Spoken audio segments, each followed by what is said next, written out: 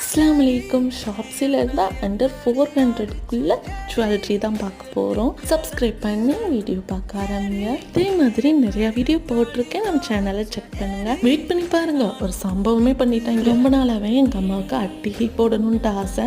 அதனால் ஷாப்ஸில் நான் பார்த்து ஒரு அட்டிகை போட்டேன். அது மேக்ஸிமம் நான் உருவம் இல்லாமல் பார்த்து போட்டேன். ரொம்ப சர்ச் பண்ணி உருவம் இல்லாத பார்த்து அதுக்கு 2 நாள் ஆச்சு.